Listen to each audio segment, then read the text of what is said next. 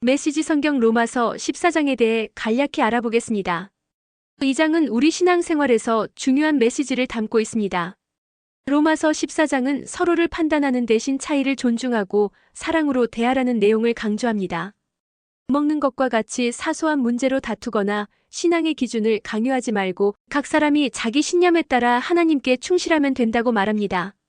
중요한 것은 우리가 무엇을 하든 하나님의 영광을 위해 살아야 한다는 점입니다.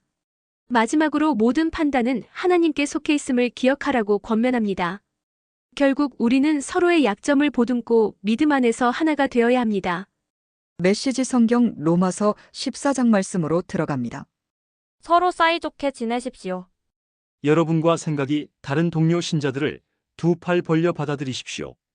여러분이 동의할 수 없는 말과 행동을 한다고 해서 그때마다 그들을 질책하지 마십시오.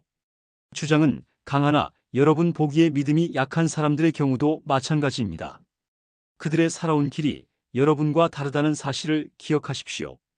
그들을 부드럽게 대해 주십시오. 어떤 사람은 뭔가 아는 바가 있어서 신자는 식탁에 차려진 것이면 무엇이든 먹을 수 있다는 확신을 갖고 있습니다. 반면에 또 어떤 사람은 다른 배경을 가졌던 관계로 신자는 채식만 해야 하는 것은 아닌가 하고 생각할 수도 있습니다. 그러나 두 사람 모두 그리스도의 식탁에 초대받은 손님입니다. 만일 그들이 상대가 무엇을 먹는지 혹은 무엇을 먹지 않는지를 두고 서로 비난의 열을 올린다면 이는 참으로 무례하기 그지없는 일이지 않겠습니까? 하나님께서 그 두 사람 모두를 식탁에 초대하셨기 때문입니다. 손님인 여러분에게 손님 명단에서 누구를 지워버리거나 하나님의 환대에 간섭할 권한이 있겠습니까? 바로 잡아야 할 것과 익혀야 할 예절 등이 있다면 하나님이 알아서 하실 것입니다. 여러분의 도움 없이도 말입니다. 또 어떤 사람은 특정한 날을 거룩한 날로 구별해야 한다고 생각하고 어떤 사람은 모든 날이 다 똑같다고 생각할 수 있습니다. 양쪽 모두 나름의 이유가 있습니다. 각자 자유롭게 자기 양심의 신념을 따르면 됩니다. 중요한 것은 이것입니다. 어떤 날을 거룩한 날로 지킨다면 하나님을 위해 그렇게 하십시오. 고기를 먹는다면 하나님의 영광을 위해 그렇게 하고 갈비를 주신 하나님께 감사드리십시오. 채식주의자라면 하나님의 영광을 위해 채식을 하고 브로콜리를 주신 하나님께 감사드리십시오. 이런 문제에 있어서 자기 마음대로 행동해도 괜찮은 사람은 아무도 없습니다. 우리는 서로에게가 아니라 하나님께 답변할 책임이 있습니다. 우리는 태어나서 죽을 때까지 우리가 행한 모든 것에 대해 그분이 물으시면 답변할 책임이 있습니다.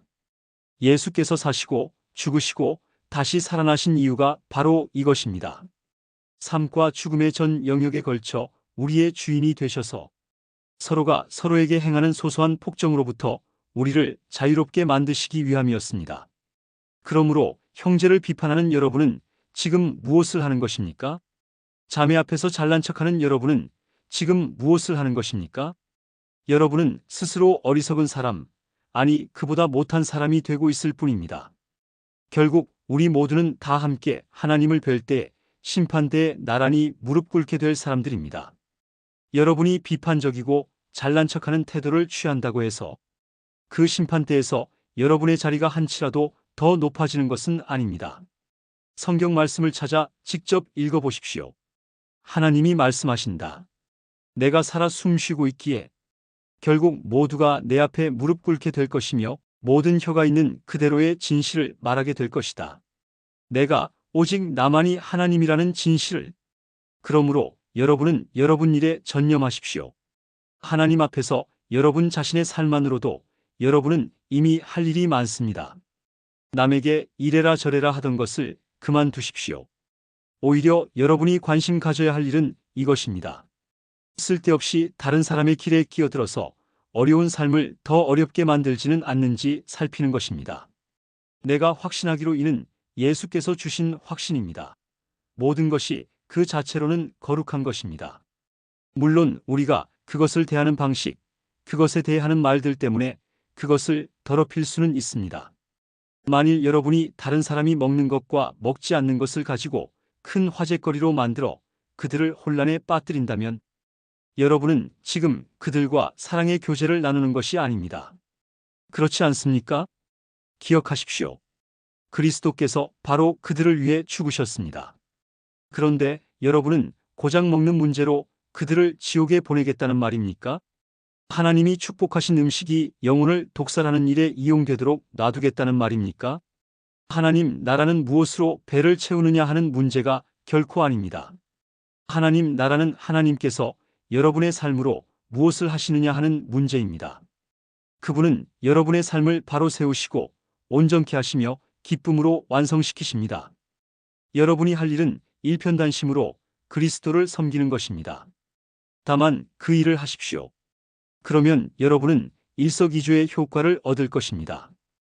여러분은 여러분 위에 계신 하나님을 기쁘시게 해드리면서 여러분 주변 사람들에게도 여러분의 값어치를 증명해 보일 수 있게 됩니다.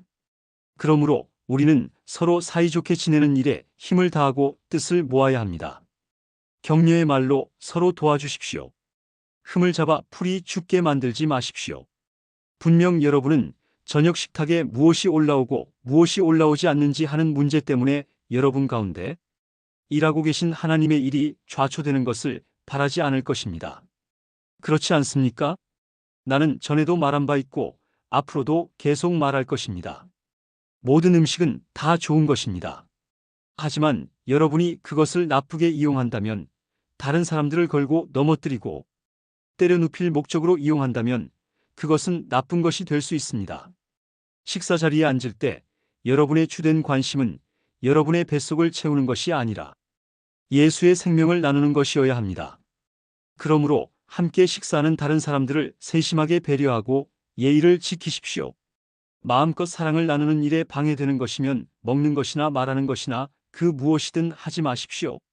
각자 자신과 하나님과의 관계를 가꾸어 나가되 여러분의 방식을 다른 사람들에게 강요하지는 마십시오. 만일 여러분의 행위와 신념이 일치한다면 여러분은 행복한 사람입니다.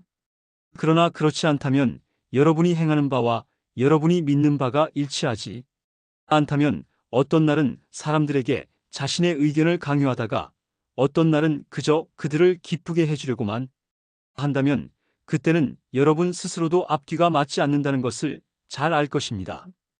여러분이 사는 방식과 여러분이 믿는 바가 일치하지 않는 것은 잘못입니다.